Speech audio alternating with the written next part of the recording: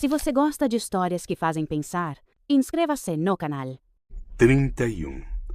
Nos anos da juventude, ainda veneramos e desprezamos sem a arte da nuance que constitui nossa melhor aquisição na vida e, como é justo, pagamos caro por atacar de tal modo com sims e nãos as pessoas e as coisas. Tudo se acha disposto para que o pior dos gostos, o gosto pelo incondicional, seja cruelmente logrado e abusado, até que o homem aprenda a pôr alguma arte nos sentimentos e, melhor ainda, a arriscar na tentativa do artificial, como fazem os veros artistas da vida. A ira e a reverência, que são próprias da juventude, parecem não descansar enquanto não tenham falseado as pessoas e coisas de maneira tal que possam nelas se desafogar. A juventude é, em si, algo que falseia e engana. Mais tarde, quando a alma jovem, martirizada por puras desilusões, finalmente se volta desconfiada contra si mesma, ainda e sempre ardente e selvagem, inclusive na sua desconfiança e no seu remorso, como se enraivece e então, como se dilacera impaciente, como se vinga por sua demorada autoobcecação, como se ela tivesse sido uma cegueira voluntária. Nessa transição, castigamos a nós mesmos ao suspeitar do próprio sentimento. Torturamos o entusiasmo com a dúvida. Sim, sentimos até a boa consciência como um perigo, como que autodissimulação e fadiga da honestidade mais fina. E, sobretudo, tomamos partido por princípio, contra a juventude. Um decênio depois, e compreendemos que tudo isso também era ainda juventude.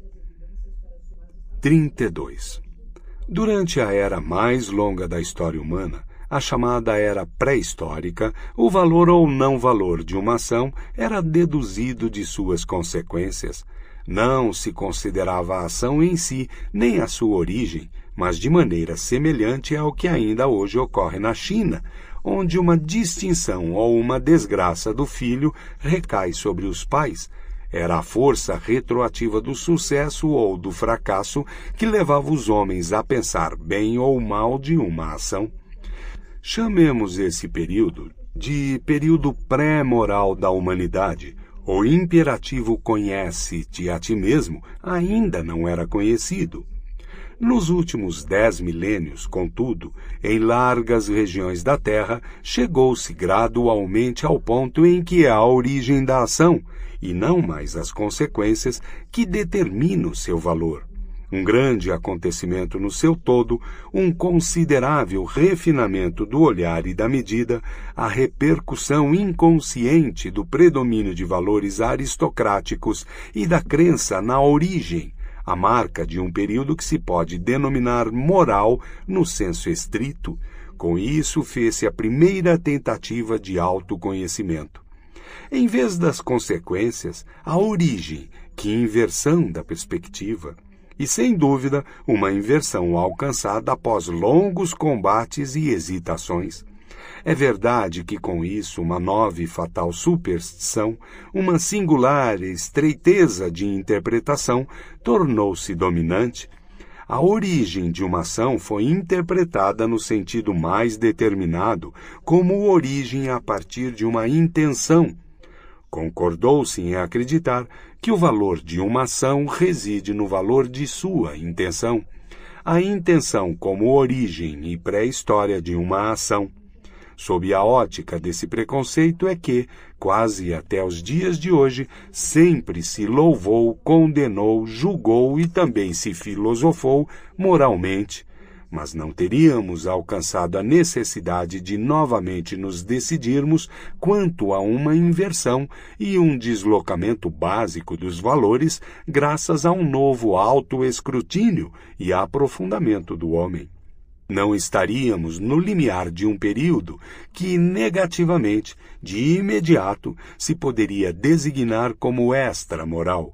Agora, quando pelo menos entre nós imoralistas corre a suspeita de que o valor decisivo de uma ação está justamente naquilo que nela é não intencional e que toda a sua intencionalidade, tudo o que dela pode ser visto, sabido, tornado consciente, 69 nota, pertence ainda à superfície, à sua pele, que, como toda a pele, revela algo, mas, sobretudo, esconde? Em suma, acreditamos que a intenção é apenas sinal e sintoma que exige primeiro a interpretação, e, além disso, um sinal que, por significar coisas demais, nada significa por si.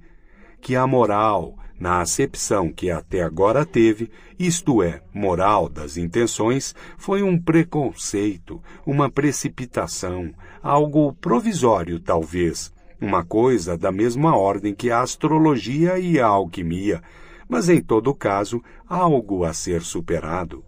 A superação da moral, num certo sentido até mesmo a autossuperação da moral, inclusive, este poderia ser o nome para o longo e secreto lavor que ficou reservado para as mais finas e honestas e também mais maliciosas consciências de hoje, na condição de ardentes pedras de toque da alma.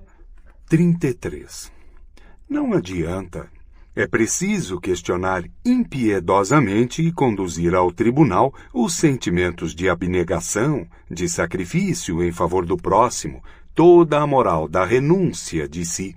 Do mesmo modo, a estética da contemplação desinteressada, com a qual a emasculação da arte procura hoje sedutoramente criar uma consciência tranquila. Há encanto e açúcar demais nesses sentimentos de para os outros, de não para mim, para que não se tenha necessidade de desconfiar duplamente e perguntar, não seriam talvez seduções? O fato de agradarem aquele que os tem e aquele que goza de seus frutos, e também aos meros espectadores, não fornece argumentos em favor deles, mas é isto sim um convite à cautela. Logo, sejamos cautelosos. 34. Não importando o ponto de vista filosófico em que nos situemos hoje, o caráter errôneo do mundo, onde acreditamos viver, é a coisa mais firme e segura que nosso olho ainda pode apreender. Para isso, encontramos muitas e muitas razões que gostariam de nos induzir a conjectura sobre um enganador princípio na essência das coisas.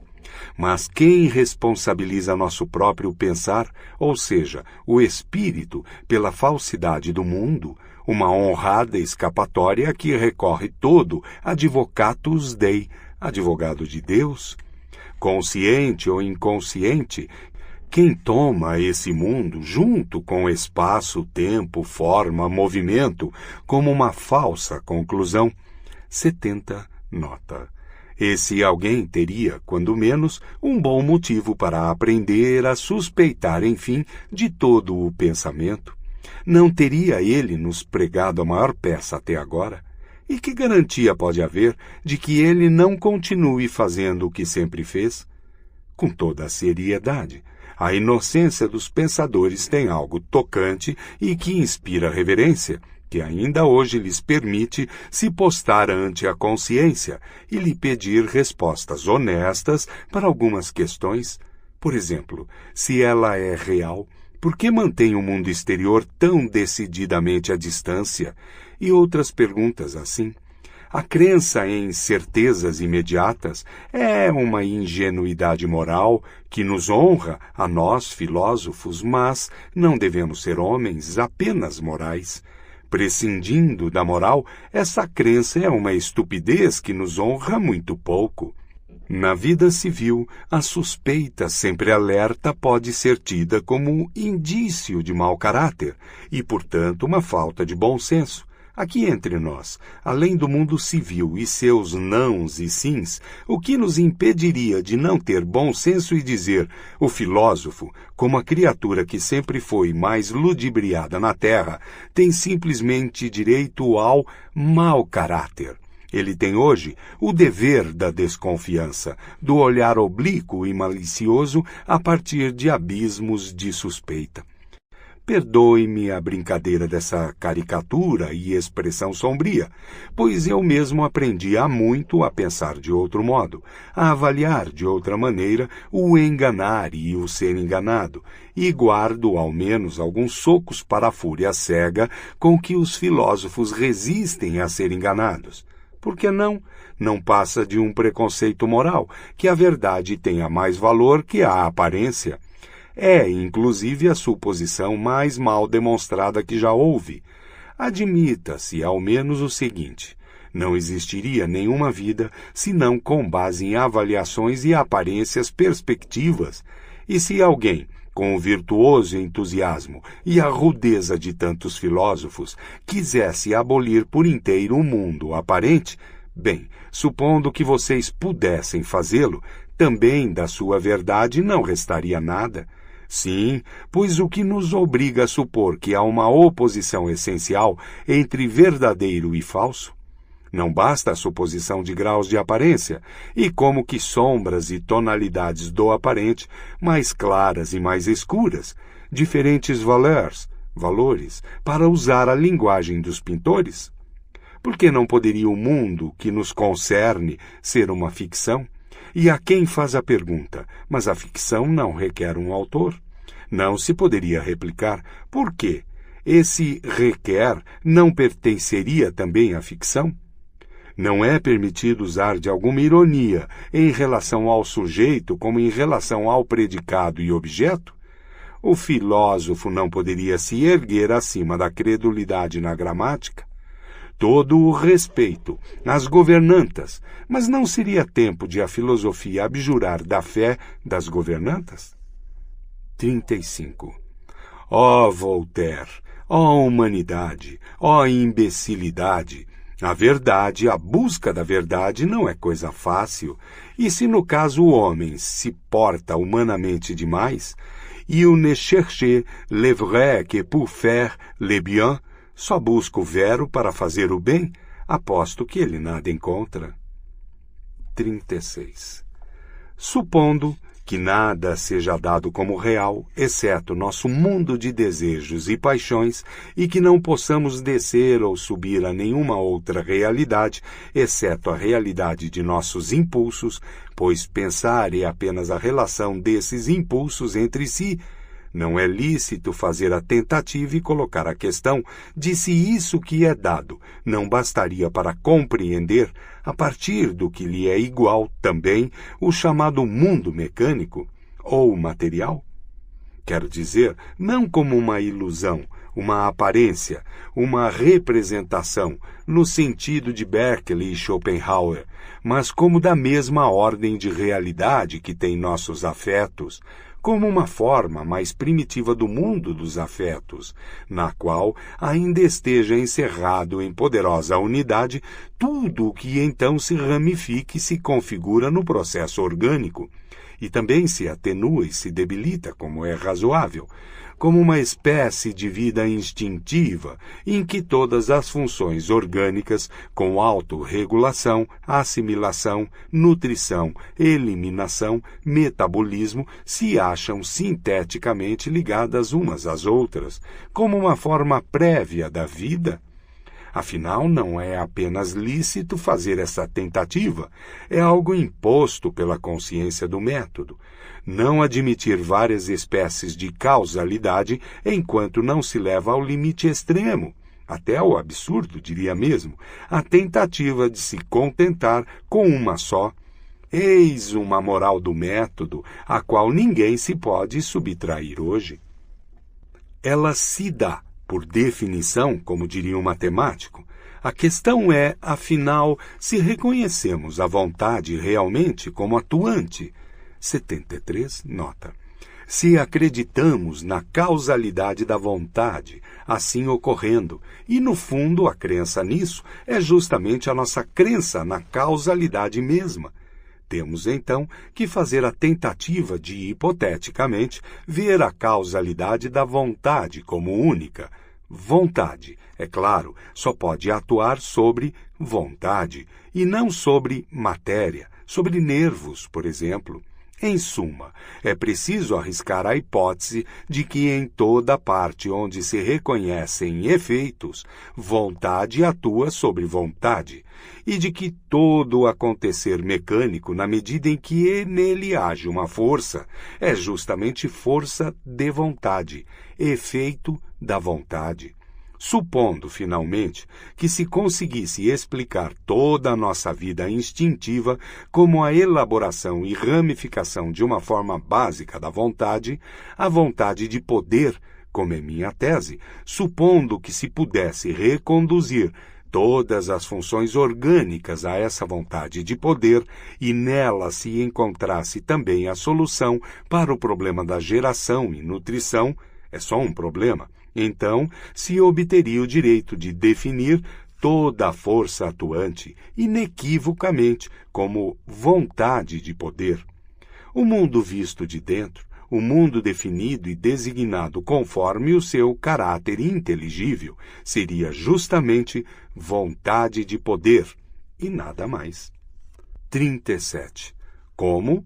E isto não significa, falando de modo popular, Deus está refutado, mas o diabo não? Pelo contrário, meus amigos, e com os diabos quem os obriga a falar de modo popular? 38. Como sucedeu recentemente em plena luz dos tempos modernos com a Revolução Francesa, essa farsa horrível e observada de perto, desnecessária, na qual os espectadores nobres e entusiastas de toda a Europa interpretaram à distância os seus próprios arrebatamentos e indignações, por tanto tempo e tão apaixonadamente que o texto desapareceu sob a interpretação. Assim, também, uma posteridade nobre poderia mal entender o passado inteiro e, desse modo, tornar suportável a visão dele. Aliás, isto já não aconteceu? Não fomos nós mesmos essa posteridade nobre?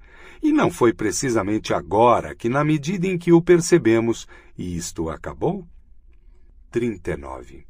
Dificilmente alguém tomará por verdadeira uma doutrina apenas porque ela torna feliz ou virtuoso, excetuando, talvez, os doces idealistas que se entusiasmam pelo bom, belo e verdadeiro e fazem nadar em seu viveiro todas as espécies de idealidades toscas, coloridas e benévolas. Felicidade e virtude não são argumentos, mas as pessoas, e entre elas espíritos sóbrios, esquecem de bom grado que tornar infeliz e tornar mal também não são contra-argumentos. Algo pode ser verdadeiro, apesar de nocivo e perigoso no mais alto grau. Mais ainda, pode ser da constituição básica da existência o fato de alguém se destruir ao conhecê-lo inteiramente, de modo que a fortaleza de um espírito se mediria pelo quanto de verdade ele ainda suportasse, ou, mais claramente, pelo grau em que ele necessitasse vê-la diluída, edulcorada, encoberta, amortecida, falseada. Mas não há dúvida de que para a descoberta de determinadas partes da verdade, os maus e os infelizes estão mais favorecidos e têm maior possibilidade de êxito, sem falar dos maus que são felizes, espécie que os moralistas não mencionam. Para o surgimento do espírito e filósofo independente, forte, talvez a dureza e a astúcia forneçam condições mais favoráveis que a suave, fina, complacente disposição, a arte de aceitar as coisas com leveza, que é apreciada e justamente apreciada num filósofo. Pressupondo o que vem antes de tudo, isto é, que o conceito de filósofo não seja restrito ao filósofo que escreve livros ou até mesmo faz livros da sua filosofia. Stendhal contribuiu com um último traço para a imagem do filósofo de espírito livre, e no interesse do gosto alemão eu não quero deixar de sublinhá-lo, pois ele vai contra o gosto alemão. Pour être bon philosophe, diz o último grande psicólogo. Il faut être sec, clair, sans illusion. Un banquet qui a fait fortune à un parti de caractère requis pour faire des découvertes en philosophie, c'est-à-dire pour voir clair dans ce qui est. Para ser um bom filósofo, é preciso ser seco, claro, sem ilusão. Um banqueiro que fez fortuna tem parte do caráter necessário para fazer descobertas em filosofia, ou seja, para ver claro naquilo que é. 74, nota. 40. Tudo que é profundo ama a máscara. As coisas mais profundas têm mesmo ódio à imagem e ao símile. 75, nota. Não deveria o oposto ser o disfarce adequado para que o pudor de um Deus se apresentasse? Uma pergunta digna de ser feita. Estranho seria se algum místico já não tivesse ousado coisa assim. Há eventos de natureza tão delicada que faríamos bem em soterrá-los e torná-los irreconhecíveis através de uma grosseria. Existem atos de amor e extravagante grandeza após os quais é aconselhável tomar de um bastão e surrar a testemunha para lhe turvar a lembrança. Alguns conseguem maltratar e turvar a própria memória, para vingar-se ao menos desse cúmplice. O pudor é criativo. Não são as coisas mais ruins aquelas de que mais nos envergonhamos. Não existe apenas insídia por trás da máscara. Há muita bondade na astúcia. Posso imaginar que um homem, tendo algo precioso e frágil a esconder, rolasse pela vida, tosco e redondo como um velho tonel de vinho fortemente guarnecido. A fineza do seu pudor assim desejaria.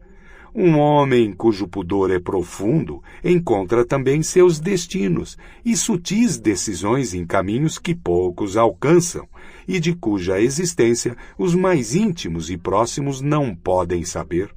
Seu perigo mortal se oculta aos olhos deles e também suas reconquistadas certeza de vida. Esse homem oculto, que instintivamente usa a fala para calar e guardar, e é incansável em esquivar-se à comunicação, deseja e solicita que uma máscara ande em seu lugar, nos corações e nas mentes dos amigos. E supondo que não o deseje, um dia seus olhos se abrirão para o fato de que, no entanto, lá está sua máscara, e de que é bom que seja assim. Todo o espírito profundo necessita de uma máscara. Mais ainda, ao redor de todo o espírito profundo cresce continuamente uma máscara, graças à interpretação perpetuamente falsa, ou seja, rasa, de cada palavra, cada passo, cada sinal de vida que ele dá. 41. É preciso testar a si mesmo, dar-se provas de ser destinado à independência e ao mando, e é preciso fazê-lo no tempo justo. Não se deve fugir às provas, embora sejam, porventura, o jogo mais perigoso que se pode jogar. E, em última instância, provas de que nós mesmos somos as testemunhas e os únicos juízes. Não se prender a uma pessoa, seja ela mais querida. Toda pessoa é uma prisão e também um canto. 76, nota. Não se prender a uma pátria, seja ela mais sofredora e necessitada. Menos difícil é desatar de uma pátria vitoriosa o coração. Não se prender a uma compaixão, ainda que se dirija a homens superiores, cujo martírio e desamparo o acaso nos permitiu vislumbrar. Não se prender a uma ciência, ainda que nos tente com os mais preciosos achados, guardados especialmente para nós. Não se prender a seu próprio desligamento, ao voluptuoso abandono e afastamento do pássaro que ganha sempre mais altura, para ver mais e mais coisas abaixo de si. O perigo daquele que voa. Não nos prendermos às próprias virtudes e nos tornarmos, enquanto todo, vítimas de nossa particularidade, por exemplo, de nossa hospitalidade. o perigo por excelência para as almas ricas e superiores que tratam a si mesmas prodigamente, quase com indiferença, exercitando a liberalidade ao ponto de torná-la um vício. É preciso saber preservar-se, a mais dura prova de independência. 42. Está surgindo uma nova espécie de filósofos. Atrevo-me a batizá-los com um nome que não está isento de perigos. Tal como eu os percebo, tal como eles se deixam perceber, pois é da sua natureza querer continuar sendo enigmas em algum ponto. Esses filósofos do futuro bem poderiam, ou mesmo mal poderiam, ser chamados de tentadores. Esta denominação mesma é, afinal, apenas uma tentativa e, se quiserem, uma tentação. 77, nota. 43. Serão novos amigos da verdade, entre aspas, esses filósofos vindouros? Muito provavelmente, pois até agora todos os filósofos amaram suas verdades. Mas, com certeza, não serão dogmáticos. Ofenderia seu orgulho e também seu gosto se a sua verdade fosse tida como verdade para todos, o que sempre foi, até hoje, desejo e sentido oculto de todas as aspirações dogmáticas. Meu juízo é meu juízo. Dificilmente um outro tem direito a ele, poderia dizer um tal filósofo do futuro. É preciso livrar-se do mau gosto de querer estar de acordo com muitos. Bem não é mais bem quando aparece na boca do vizinho. E como poderia haver um bem comum? O termo se contradiz. O que pode ser comum sempre terá pouco valor. 78, nota. Em última instância, será como é e sempre foi.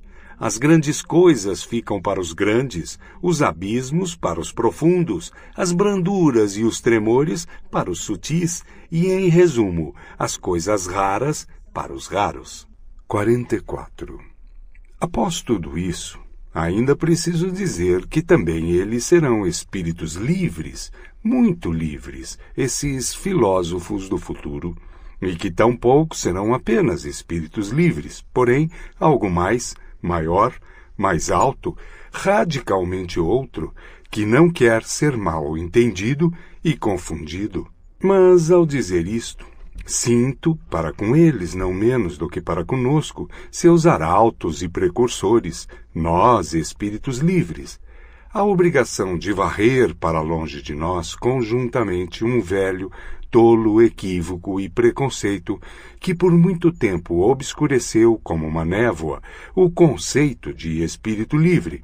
Em todos os países da Europa e também na América, existe atualmente quem abuse desse nome, uma espécie bem limitada de espíritos, gente prisioneira e agrilhoada que quer mais ou menos o oposto daquilo que está em nosso intento e nosso instinto, sem falar que, em relação aos novos filósofos que surgem, eles, com certeza, serão portas fechadas e janelas travadas.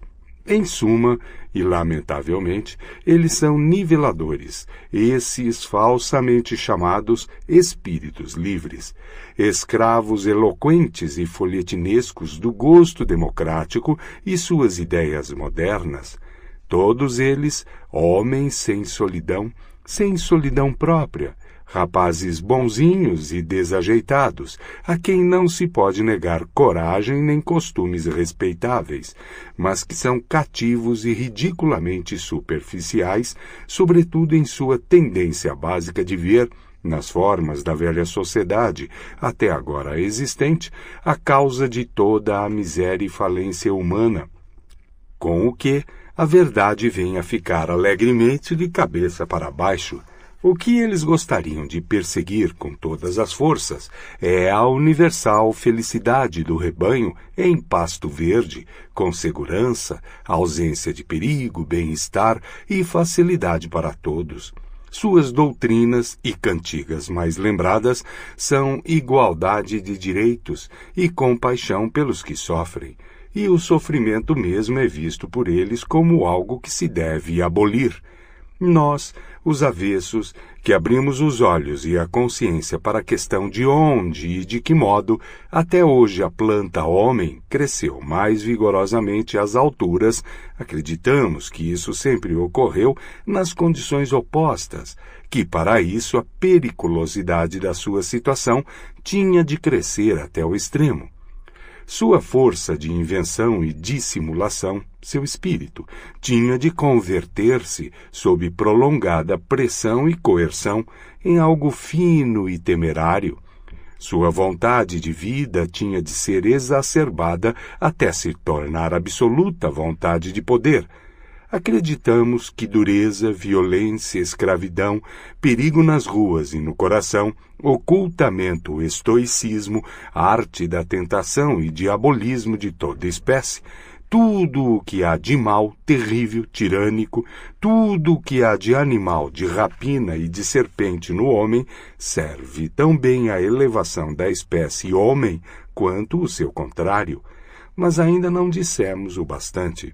Ao dizer apenas isso, e de todo modo nos achamos com nossa fala e nosso silêncio neste ponto, na outra extremidade de toda a moderna ideologia e a aspiração de rebanho, como seus antípodas, talvez? Como admirar que nós, espíritos livres, não sejamos exatamente os espíritos mais comunicativos, que não desejemos revelar em todo aspecto do que um espírito pode se liberar e para onde ele é talvez impelido. E no que diz respeito à perigosa fórmula, além do bem e do mal, com que ao menos evitamos ser confundidos com outros, somos algo diverso de libre penseur, libere pensatori, Freidenker, livres pensadores, ou como quer que se chamem esses bravos defensores das ideias modernas, habitantes ou ao menos hóspedes de muitos países do espírito, sempre escapando aos buracos úmidos e agradáveis que nos pareciam confinar a predileção ou pré-aversão, a juventude, a origem, o acaso de homens e livros, ou mesmo a fadiga das andanças, cheios de malícia frente aos engodos da dependência que se escondem em honras, dinheiro, cargos ou entusiasmos dos sentidos, até mesmo gratos à miséria e às vicissitudes da doença, porque sempre nos livraram de alguma regra e de seu preconceito, gratos a Deus, diabo, ovelha e verme que haja em nós, curiosos ao ponto do vício, investigadores a ponto de ser cruéis, com dedos impetuosos para o intangível, com dentes e estômagos para o mais indigesto, prontos para todo o ofício que exija perspicácia e sentidos agudos, prontos para todo o risco, graças a um excesso de livre-arbítrio, com almas de frente e de fundo, das quais não se vêem facilmente os últimos propósitos, com fachadas e bastidores que ninguém percorreria até ao fim, escondidos sob o manto da luz, conquistadores, mesmo que pareçamos herdeiros e esbanjadores, colecionadores e arrumadores desde a manhã até a noite, avarentos de nossa riqueza e nossas gavetas abarrotadas, parcimoniosos no aprender e esquecer, inventivos em esquemas, às vezes orgulhosos de tábuas de categorias, às vezes pedantes, às vezes corujas do trabalho, mesmo em pleno dia, quando necessário, até mesmo espantalhos, e atualmente isso é necessário. Na medida em que somos os amigos natos, jurados e ciumentos da solidão, de nossa mais profunda, mais solar e mais noturna solidão, tal espécie de homens somos nós, espíritos livres. E também vocês seriam algo assim, vocês que surgem, vocês, novos filósofos. Capítulo 3. A natureza religiosa. 45. A alma humana e suas fronteiras, a amplitude até aqui alcançada nas experiências humanas interiores, as alturas, profundezas e distâncias dessas experiências, toda a história da alma até o momento e suas possibilidades inexauridas. Eis o território de caça reservado para o psicólogo nato e amigo da caça grande. Mas com que frequência ele não diz a si mesmo, desesperado: um caçador, apenas um, nessa floresta vasta e virgem. E então deseja algumas centenas de ajudantes e bem treinados cães de caça que pudesse lançar na história da alma humana para nela conseguir sua presa. Em vão, ele está sempre verificando de maneira radical e amarga como é difícil achar batedores e cães para justamente as coisas que excitam a sua curiosidade. O inconveniente de enviar eruditos para territórios de caça novos e perigosos, onde se requer coragem, argúcia, sutileza em todo sentido, está em que eles deixam de ser úteis precisamente quando começa a caça grande. Mas também o grande perigo. Precisamente ali eles perdem seu olhar e seu faro de sabujos. Para imaginar e estabelecer, por exemplo, que história teve até hoje o problema da ciência e da consciência, 79 nota, na alma dos homines religiosi, homens religiosos, talvez fosse preciso ser tão profundo, tão imenso e tão ferido quanto a consciência intelectual de Pascal, e mesmo então seria preciso aquele amplo céu de espiritualidade clara e maliciosa, capaz de tomar com a vista, ordenar e pôr em fórmulas esse enxame de vivências perigosas e sofridas.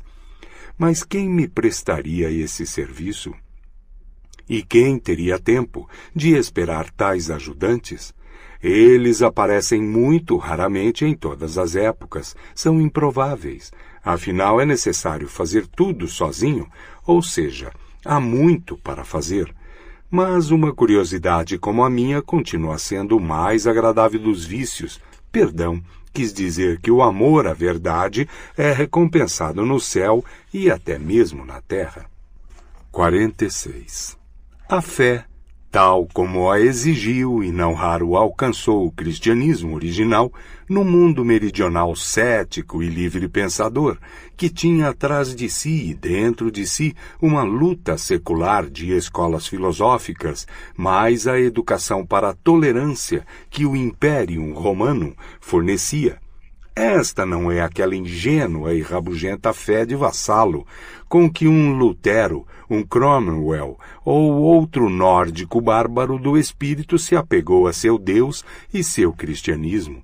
Seria antes a fé de Pascal, que de modo apavorante semelha um contínuo suicídio da razão, uma razão teimosa, longeva, vermiforme, que não se deixa liquidar de uma só vez.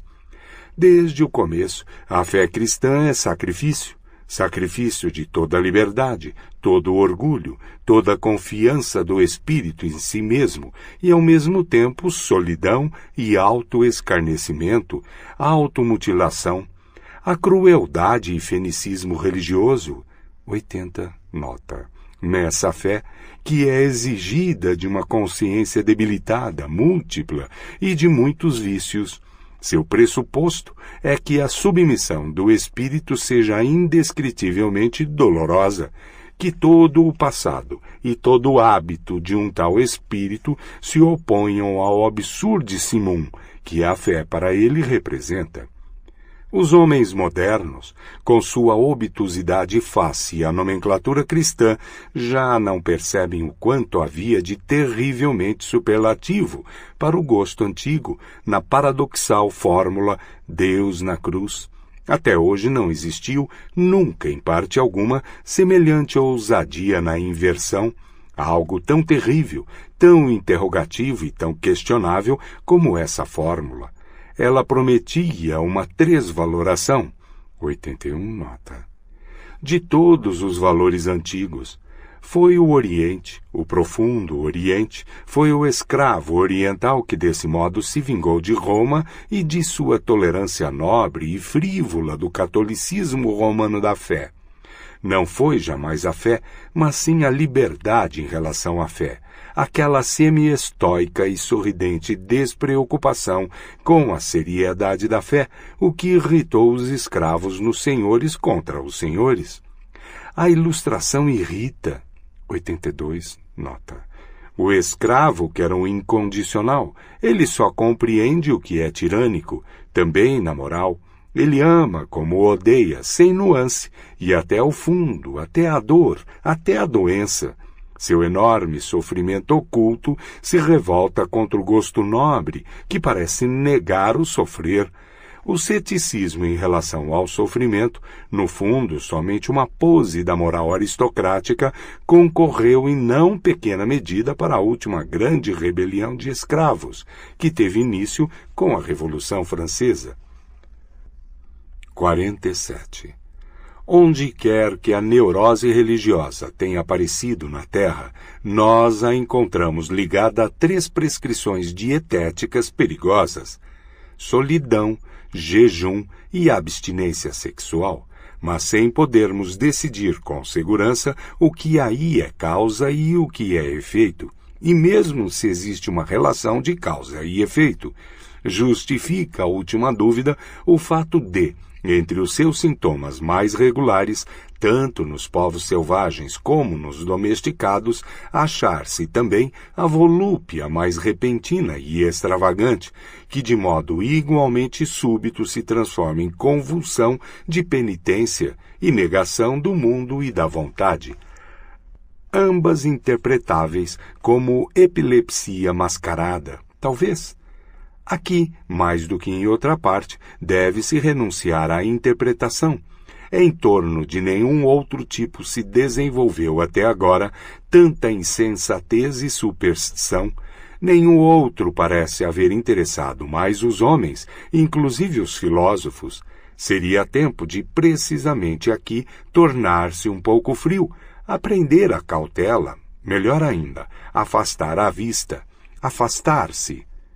83, nota. Mesmo no fundo da filosofia mais recente, a de Schopenhauer, encontra-se quase como problema em si essa horrível interrogação da crise e do despertar religioso. Como é possível a negação da vontade? Como é possível o santo? Esta parece ter sido mesmo a questão pela qual Schopenhauer se tornou filósofo e com a qual começou. E assim foi uma consequência genuinamente schopenhaueriana que seu partidário mais convicto, e talvez o último no que toca à Alemanha, ou seja, Richard Wagner, completasse a obra de sua vida justamente nesse ponto e pusesse afinal em cena esse tipo terrível e eterno na figura de Kundry, tipo veco, tipo existido, em carne e osso.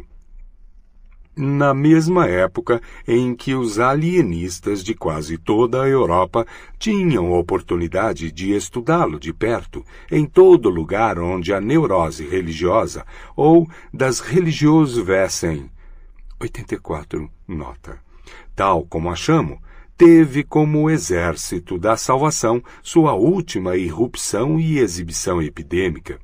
Mas se nos perguntamos o que, em todo esse fenômeno do santo, foi tão extraordinariamente interessante para os homens de toda a espécie e de todos os tempos, mesmo para os filósofos, foi sem dúvida sua aparência de milagre, de imediata sucessão de opostos, de estados d'alma julgados moralmente opostos.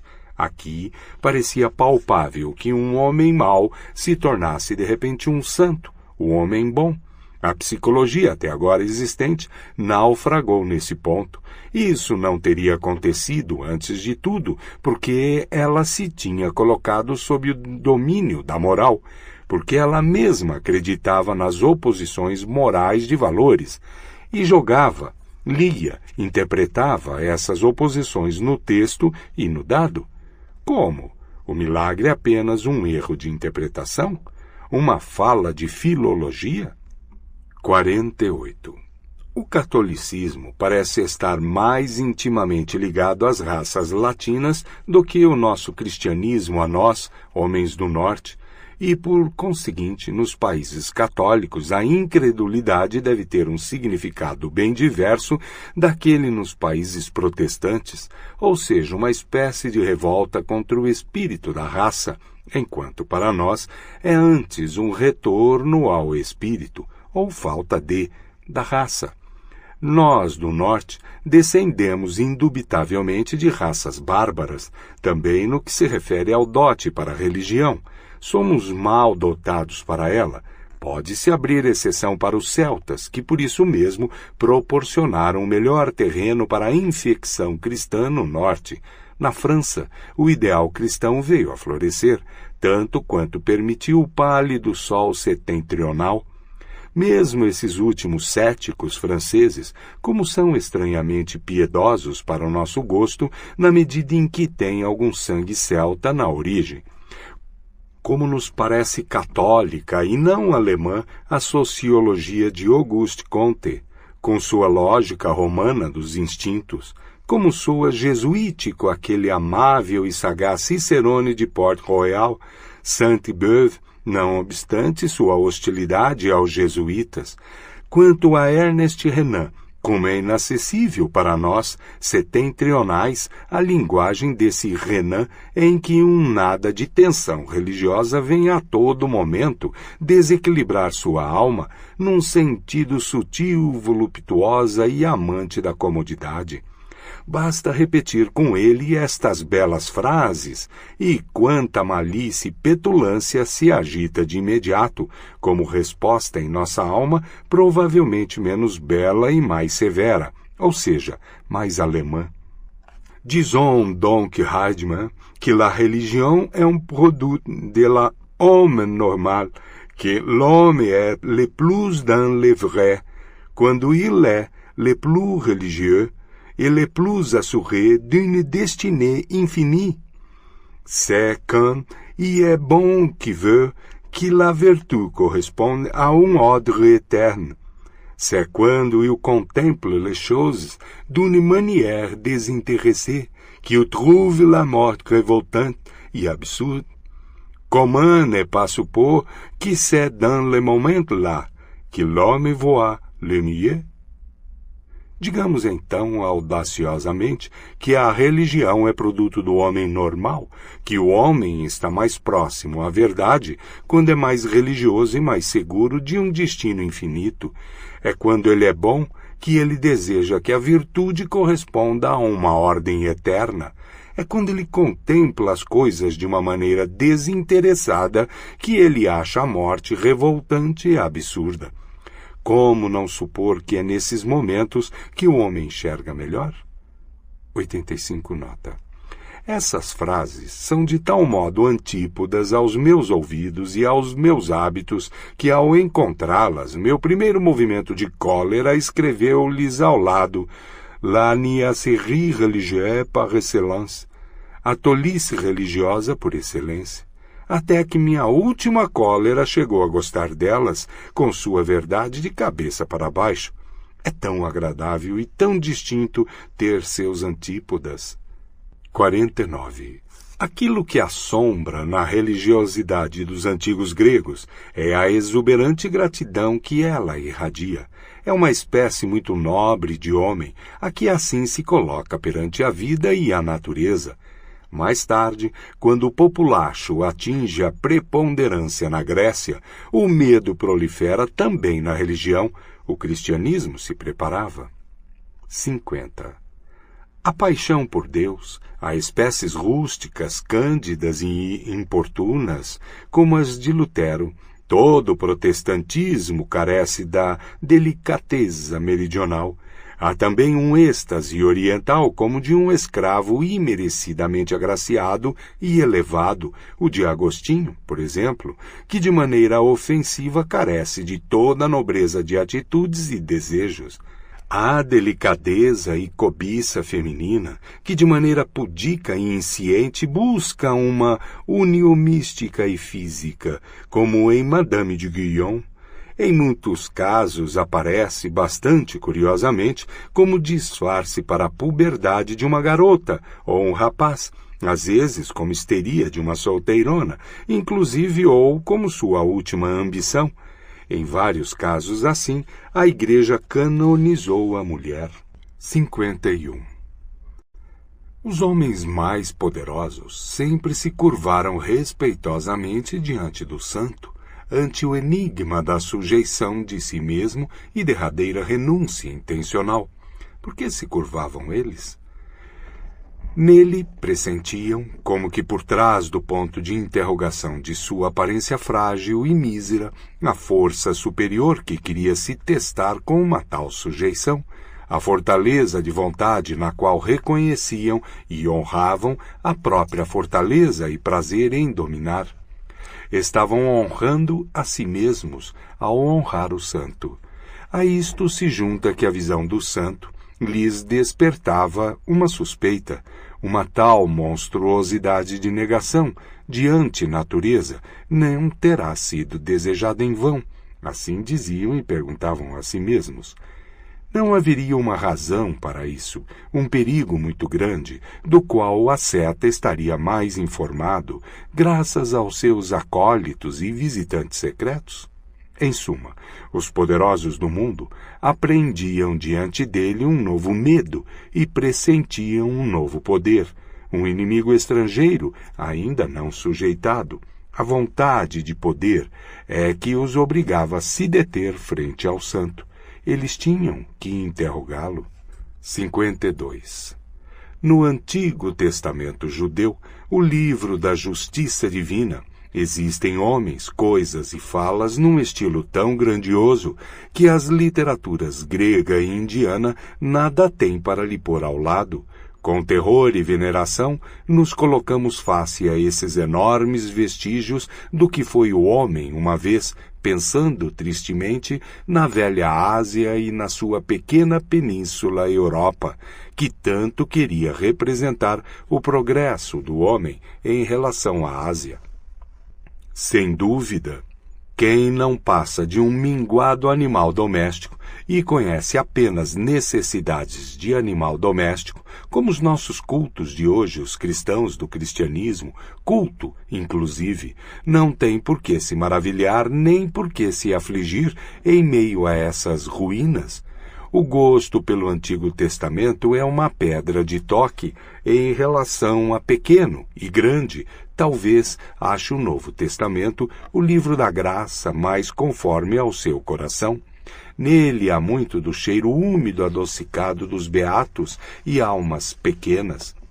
Ter colado esse Novo Testamento, espécie de rococó do gosto em todo o sentido, ao Antigo Testamento para formar um só livro chamado a Bíblia, o livro, esta é talvez a grande temeridade, o maior pecado contra o espírito que a Europa literária tem na consciência.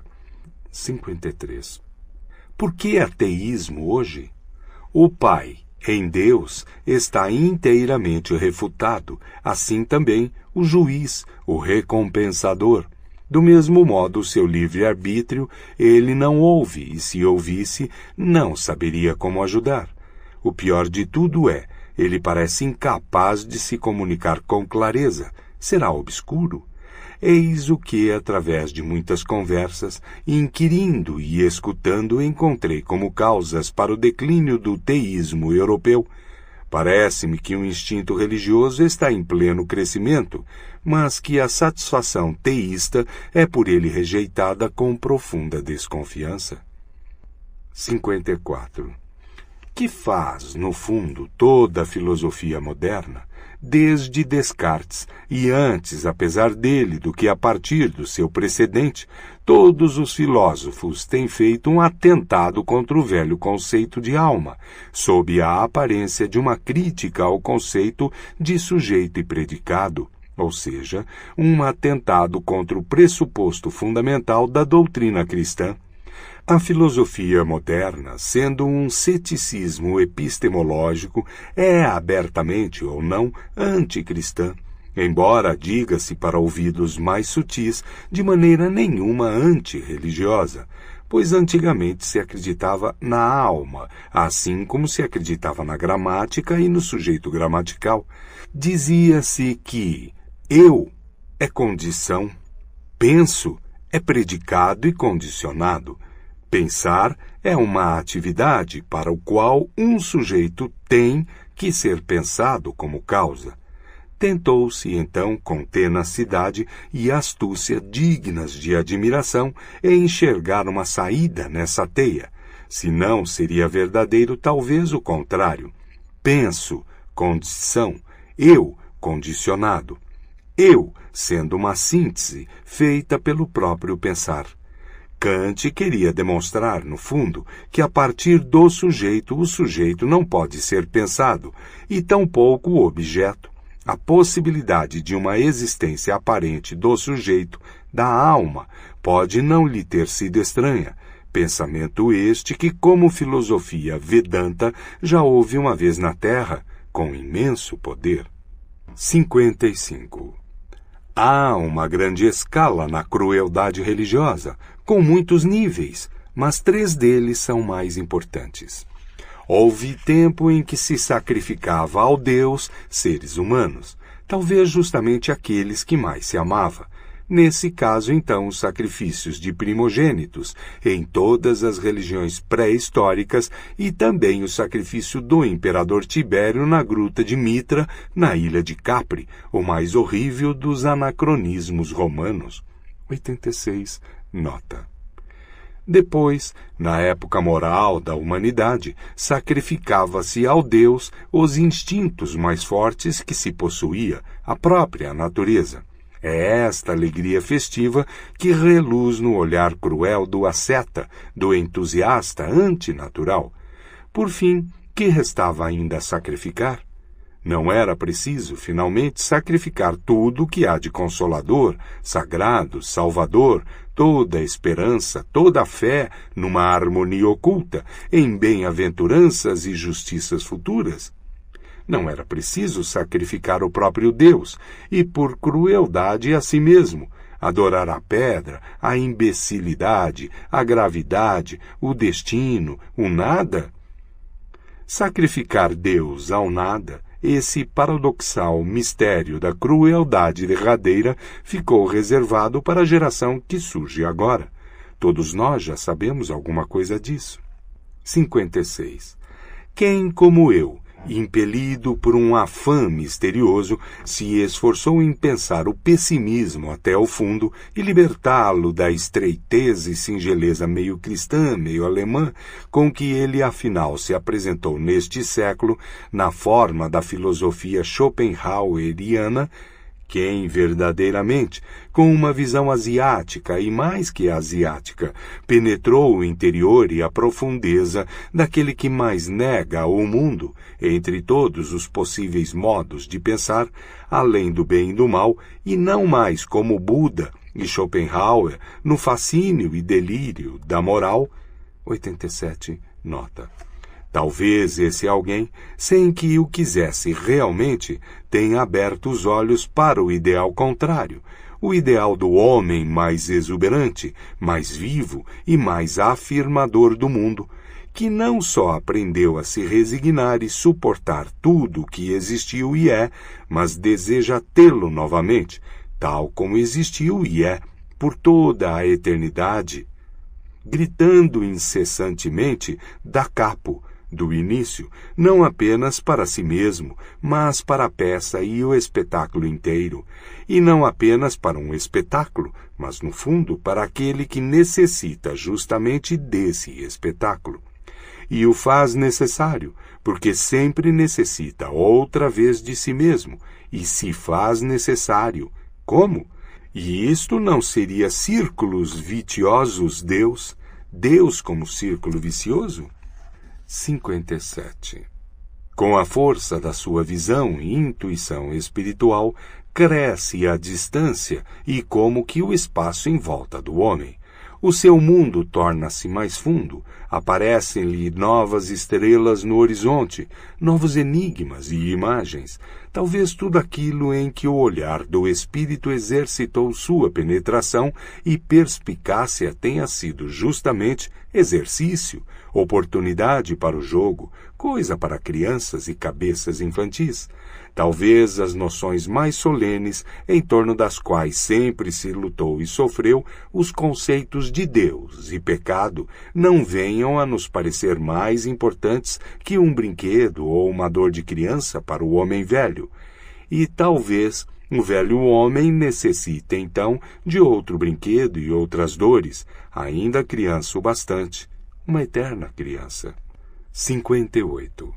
Já se observou o quanto uma autêntica vida religiosa, tanto seu trabalho favorito de autoanálise microscópica, quanto essa suave compostura que se chama oração, que é uma contínua disposição para a vinda de Deus, requer o ócio ou meio ócio exterior, quero dizer, o ócio com boa consciência, de longa data, de sangue, ao qual não é totalmente estranho o sentimento aristocrático de que o trabalho desonra, torna a alma e o corpo vulgares, e que, por consequência, a laboriosidade moderna, barulhenta, consumidora de tempo, orgulhosa de si, estupidamente orgulhosa, mais que qualquer coisa, educa e prepara justamente para a descrença. Entre aqueles que na Alemanha de hoje vivem à margem da religião, por exemplo, encontro pessoas de livre pensar, diverso na origem e na espécie, mas sobretudo uma maioria cuja laboriosidade, de geração em geração, veio a dissolver os instintos religiosos, de modo que já não sabem para que serve a religião, e apenas com mudo assombro chegam a registrar a sua presença no mundo. Elas já se sentem bastante requisitadas, essas ótimas pessoas, quer por seus negócios, quer por seus prazeres, sem falar da pátria e dos jornais e das obrigações de família. Parece que não lhes sobra tempo para a religião, ainda mais porque não percebem muito bem do que se trata, se de um novo negócio ou um novo prazer, pois não se pode, dizem, a si mesmas ir à igreja somente para estragar o bom humor. Elas não são inimigas dos costumes religiosos, se a participação nesses costumes é exigida em alguns casos, por parte do Estado, digamos, elas fazem o que se exige, tal como se fazem tantas coisas, com uma modesta e paciente seriedade, sem muita curiosidade ou mal-estar. Vivem por demais de fora e à margem para sequer achar necessário ser a favor ou contra nessas questões. Entre esses indiferentes está a maior parte dos protestantes alemães de classes médias, em especial nos grandes centros de comércio e ofício. Da mesma forma, a grande maioria dos eruditos laboriosos e todos os pertencentes à universidade, com exceção dos teólogos cuja existência e possibilidade de lá existir fornece aos psicólogos enigmas cada vez mais numerosos e mais sutis. As pessoas piedosas ou apenas favoráveis à igreja raramente fazem ideia de quanta boa vontade ou mesmo voluntariedade. 88 nota. É preciso hoje para que um erudito alemão tome a sério o problema da religião pelo seu ofício e, como disse, pela sua laboriosidade profissional a que é obrigado por sua consciência moderna. Ele tende a uma jovialidade superior e quase bondosa diante da religião, a qual se mistura por vezes um leve menosprezo dirigido ao desasseio do espírito que ele pressupõe em todos que ainda pertencem à Igreja. Apenas com a ajuda da história e não a partir de sua experiência pessoal, o erudito alcança uma reverente seriedade e uma certa consideração tímida para com a religião. Mas se ele ergue seu sentimento até a gratidão para com ela, mesmo assim não se aproximará com sua pessoa, um passo apenas ao que ainda existe como igreja ou devoção. Talvez o contrário. A indiferença prática em relação às coisas religiosas, em meio à qual ele nasceu e foi educado, nele é sublimada geralmente em cautela e correção que teme o contato com pessoas e coisas religiosas. E pode ser justamente a profundeza da sua tolerância e humanidade que o faz fugir ao sutil apuro que o tolerar traz consigo. Cada época tem o seu divino tipo de ingenuidade, cuja invenção as outras épocas poderiam invejar. E quanta ingenuidade! Uma ingenuidade respeitável, infantil, desmedidamente tosca. Não existe nessa crença de superioridade do erudito, na consciência tranquila da sua tolerância, na crédula certeza com que o seu instinto trata o homem religioso como um tipo inferior e de menor valor que ele mesmo superou, deixou para trás, para baixo. Ele, o pequeno anão e plebeu presunçoso, o ágil e diligente trabalhador braçal intelectual a serviço das ideias, as ideias modernas. 59. Quem observou o mundo em profundidade percebe quanta sabedoria existe no fato de os homens serem superficiais. É o seu instinto conservador que lhes ensina a ser volúveis, ligeiros e falsos. Aqui e ali encontramos entre filósofos e entre artistas um culto apaixonado e excessivo das formas puras. Ninguém duvide que quem necessita de tal maneira adorar a superfície, em algum momento fez uma incursão infeliz por baixo dela. Talvez haja até mesmo uma hierarquia entre essas crianças escaldadas que são os artistas natos, cujo prazer na vida se resume à intenção de lhe falsear a imagem, como que numa prolongada vingança da vida. O grau de desgosto que a vida alcançou neles poderia ser medido pelo quanto desejam vê-la falseada, diluída, idealizada, divinizada. Os homines religiosi poderiam ser colocados entre os artistas como sua categoria suprema. É o profundo e desconfiado temor a um pessimismo incurável, o que obriga milênios inteiros a abraçar firmemente uma interpretação religiosa do existir. O temor daquele instinto que pressente que se poderia ter a verdade cedo demais, antes que o homem se tenha tornado forte, duro e artista o bastante. Vista com esse olhar, a devoção, a vida em Deus, apareceria como o rebento último e o mais sutil do temor à verdade, como a adoração e embriaguez de artista face às mais consequentes das falsificações. Vista com esse olhar, a devoção, a vida em Deus apareceria como o rebento último e mais sutil do temor à verdade, como adoração e embriaguez de artista face à mais consequente das falsificações, como vontade de inversão da verdade, de inverdade a todo preço. Talvez não tenha havido até hoje um meio mais eficaz de embelezar o próprio homem do que a devoção. Através dela, o homem pode se tornar de tal modo arte, superfície, trama de cores, bondade, que já não sofremos com a sua visão. 60. Amar o homem, por amor a Deus, este foi até o momento mais nobre e mais remoto sentimento alcançado entre os homens. Que o amor ao próximo, sem uma oculta intenção santificadora, é uma estupidez e animalidade mais que esse pendor a amar os homens tem que receber de um mais elevado pendor a sua medida, sua finura, seu grão de sal e partícula de âmbar, qualquer que tenha sido o homem que primeiro sentiu e viveu isso, e por mais que sua língua tenha gaguejado ao tentar exprimir uma delicadeza assim, ele nos será para sempre sagrado e venerável, como aquele que até hoje voou mais alto e se extraviou do modo mais belo.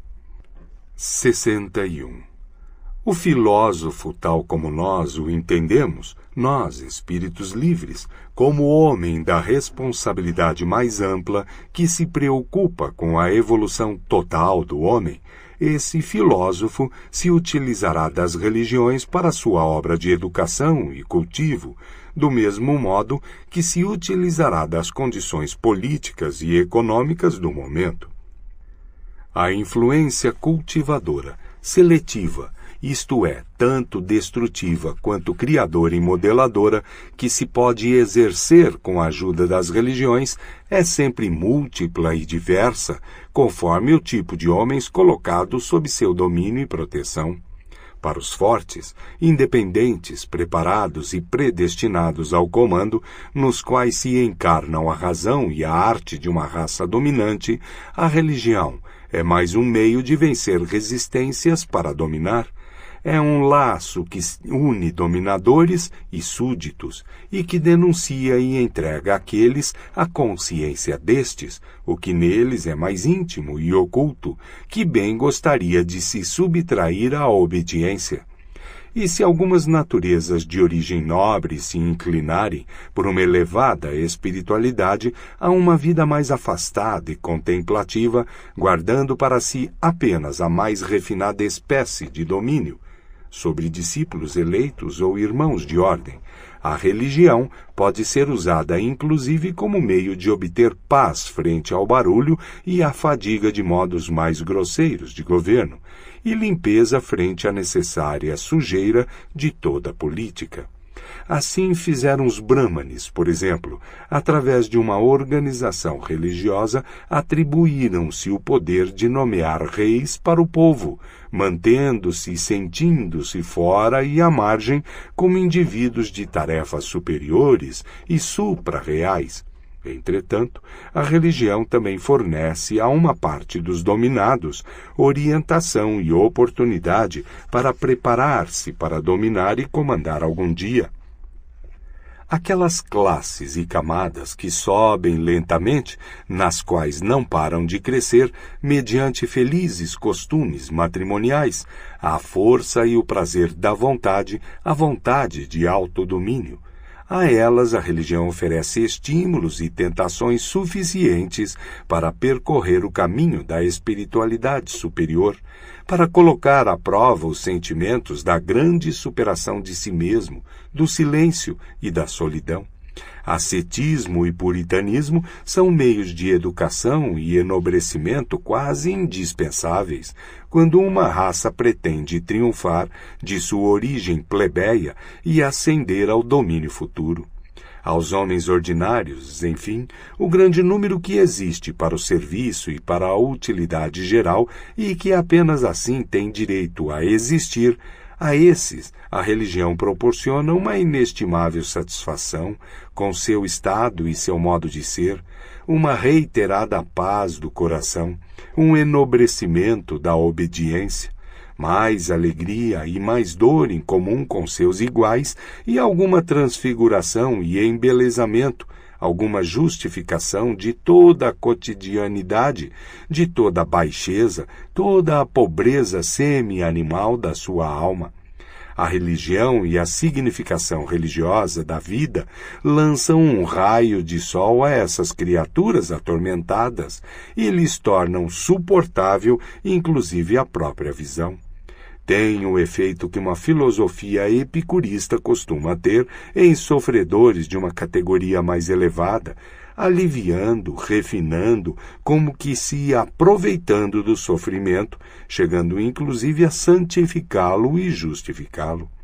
Talvez não haja no cristianismo e no budismo nada tão digno de respeito como a sua arte de ensinar mesmo os mais humildes a se colocar, pela devoção, numa ilusória ordem superior de coisas, mantendo assim o contentamento com a ordem real, no interior da qual vivem tão duramente, dureza essa que é tão necessária. 62. Por fim, para fazer também o balanço negativo de tais religiões e trazer à luz o seu inquietante perigo, paga-se um preço caro e terrível quando as religiões não se acham em mãos do filósofo como meios de cultivo e educação, mas atuam de maneira soberana e por si, querendo elas mesmas ser os fins, e não meios, entre outros meios. Existe entre os homens, como em toda espécie animal, um excedente de malogrados, enfermos, degenerados, fracos e votados ao sofrimento. Também entre os homens, os casos bem-sucedidos constituem exceção, e dado que o homem é o animal ainda não determinado, são mesmo uma exceção rara. Mas o que é pior? Quanto mais elevado o tipo de ser humano que um homem representa, menor a probabilidade de que ele vingue.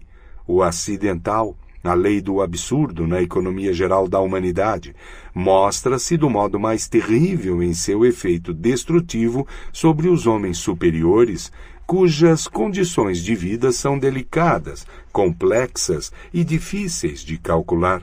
Como se comportam então essas duas religiões principais frente a esse excedente de casos malogrados?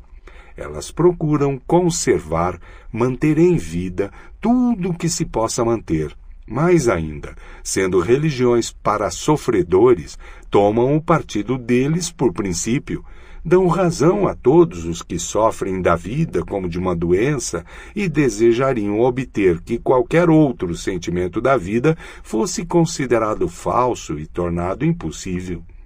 Por mais que se estime esse cuidado atencioso e conservador, na medida em que, além dos outros tipos de homem, ele se aplica e se aplicou àquele mais elevado, que quase sempre foi também o mais sofredor. No balanço total, as religiões soberanas, as que até agora tivemos, estão entre as maiores causas que mantiveram o tipo homem num degrau inferior. Conservaram muito do que deveria perecer. Temos coisas inestimáveis a lhes agradecer, e quem seria tão rico em gratidão que não se tornasse pobre em face de tudo que os homens espirituais, entre aspas, do cristianismo, por exemplo, fizeram até hoje pela Europa? E, no entanto, quando davam consolo aos sofredores, ânimo aos oprimidos e desesperados, sustento e apoio aos dependentes, e quando atraíam os interiormente destruídos e os que se tornavam selvagens para os monastérios e penitenciárias da alma, afastando-os da sociedade, que mais precisavam fazer para trabalhar, de consciência tranquila e sistematicamente, na conservação de tudo que era doente e sofredor, ou seja, trabalhar de fato e verdadeiramente na degradação da raça europeia? 89, nota. Colocar de cabeça para baixo todas as valorações, isso é o que tiveram de fazer, e destroçar os fortes, debilitar as grandes esperanças, tornar suspeita a felicidade da beleza, dobrar tudo que era altivo, viril, conquistador, dominador, todos os instintos próprios do mais elevado e mais bem logrado tipo homem, transformando-os em incerteza, tormento de consciência, autodestruição. Mais ainda, converter todo o amor às coisas terrenas e ao domínio sobre a terra em ódio a tudo terreno.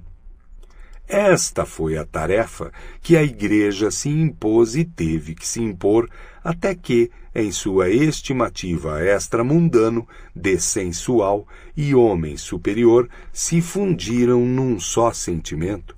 Supondo que se pudesse abarcar, com o olho irônico e distanciado de um deus epicúreo, a comédia singularmente dolorosa do cristianismo europeu, ao mesmo tempo grosseira e sutil, creio que não haveria limites para o espanto e o riso, pois não parece que apenas uma vontade dominou a Europa por 18 séculos, a de fazer do homem um sublime aborto? Mas aquele que com necessidades opostas, não mais de maneira epicúrea, mas com algum divino martelo nas mãos, se aproximasse dessa degeneração e atrofia quase voluntária que é o europeu cristão, Pascal, por exemplo, deveria gritar com raiva, com pena e com horror: ó estúpidos presunçosos e compassivos estúpidos, que fizeram vocês? Isso era trabalho para suas mãos. Deformaram e estragaram minha pedra mais bela. A quanto se atreveram vocês? Em outras palavras, o cristianismo foi, até hoje, a mais funesta das presunções. Homens sem dureza e elevação suficientes para poder, como artistas, dar forma ao homem. Homens sem longevidência e força suficientes para, com uma sublime vitória sobre si, deixar valer a lei primordial das 1000 formas de malogro e perecimento. Homens sem nobreza suficiente para perceber o hiato e a hierarquia abissalmente diversos existentes entre homem e homem. Esses homens, com sua igualdade perante Deus, governaram sempre o destino da Europa, até que, finalmente, se obteve uma espécie diminuída, quase ridícula, um animal de rebanho, um ser de boa vontade, doentio e medíocre, o europeu de hoje. Capítulo 4. Máximas e interlúdios. 63. Quem é professor nato considera cada coisa apenas em relação aos seus alunos, inclusive a si mesmo. 64. O conhecimento pelo conhecimento. Eis a última armadilha colocada pela moral. É assim que mais uma vez nos enredamos inteiramente nela. 65. A atração do conhecimento seria mínima se não houvesse tanto pudor a vencer no caminho até ele. 65a. É com seu próprio Deus que as pessoas são mais desonestas, não lhe é permitido pecar. 66. A inclinação a se rebaixar, a deixar-se roubar, iludir, explorar, poderia ser o pudor de um Deus entre os homens. 67. O amor a um único ser é uma barbaridade, pois é praticado às expensas de todos os outros, também o amor a Deus. 68. Eu fiz isso, diz minha memória. Eu não posso ter feito isso, diz meu orgulho, e permanece inflexível. Por fim, a memória cede. 69. Fomos maus espectadores da vida se não vimos também a mão que delicadamente mata. 70. Quando se tem caráter, tem-se também sua experiência típica, que sempre retorna. 71. O sábio, como astrônomo, enquanto você sentir as estrelas como algo acima, falta-lhe ainda o olhar do conhecimento. 90. Nota. 72. Não a intensidade, mas a constância das impressões superiores é que produz os homens superiores. 73. Quem alcança seu ideal vai além dele. 73a. Muitos pavões escondem de todos os olhos a sua cauda de pavão e chamam isso de seu orgulho. 74. Um homem de gênio é insuportável se não possui ao menos 2 coisas mais: gratidão e asseio. 75. O tipo e o grau da sexualidade de um homem atingem os cumes mais altos do seu espírito. 76. Em circunstâncias de paz, o homem guerreiro se lança contra si mesmo. 77. Com os nossos princípios queremos tiranizar, justificar, honrar, insultar ou esconder os nossos hábitos. 2 homens com os mesmos princípios querem provavelmente algo profundamente diverso. 78. Quem se despreza ainda preza a si mesmo como desprezador. 79. Uma alma que se sabe amada, mas não ama, revela seu sedimento, o que está no fundo vem à tona. 80. Uma coisa que se esclarece deixa de nos interessar. Que queria dizer o Deus que aconselhou: conhece-te a ti mesmo?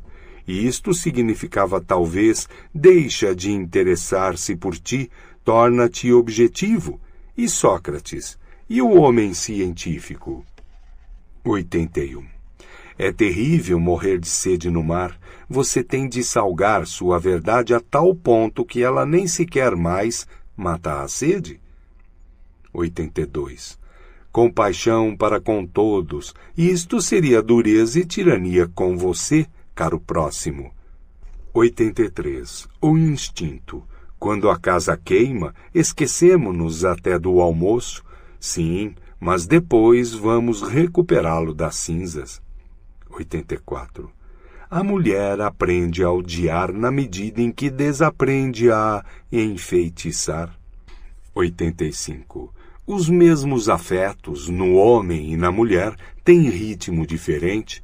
Por isso o homem e a mulher não cessam de se desentender. 86. Por trás da vaidade pessoal, as próprias mulheres têm o seu desprezo impessoal pela mulher. 87. Coração atado, espírito livre. Quando se amarra e se mantém preso o próprio coração, pode-se dar ao espírito muitas liberdades. Já o disse uma vez, mas não me acreditam, a menos que já o saibam. 88. Começamos a desconfiar das pessoas sagazes quando elas ficam embaraçadas. 89. Experiências terríveis fazem pensar se aquele que as vive não é algo terrível. 90. As pessoas graves e sombrias tornam-se mais leves precisamente através daquilo que torna outras pessoas graves, através do ódio e do amor, e chegam assim, por um momento, à própria superfície. 91. Tão frio, tão glacial que nele queimamos os dedos, toda a mão se sobressalta ao tocá-lo, e justamente por isso muitos o tomam por ardente. 92. Quem já não se sacrificou alguma vez pela própria reputação? 93. Na afabilidade não há traço de ódio aos homens, mas precisamente por isso demasiado desprezo aos homens. 94. Maturidade do homem significa reaver a seriedade que se tinha quando criança ao brincar. 95. Envergonhar-se da própria imoralidade é um degrau da escada ao fim da qual nos envergonhamos da nossa moralidade. 96. Devemos nos despedir da vida como Ulisses de Nausicaa, bendizendo mais que amando. 91. Nota. 97. Como? Um grande homem? Consigo ver apenas o ator de seu próprio ideal. 98. Se treinamos nossa consciência, ela beija enquanto nos morde. 92. Nota. 99. Fala o desapontado. Eu esperava por um eco e ouvi apenas elogio. 100. Para nós mesmos nos fazemos mais simples do que somos, assim descansamos do nosso próximo. 101. Hoje, um homem do conhecimento pode facilmente sentir-se Deus tornado animal. 93. Nota. 102.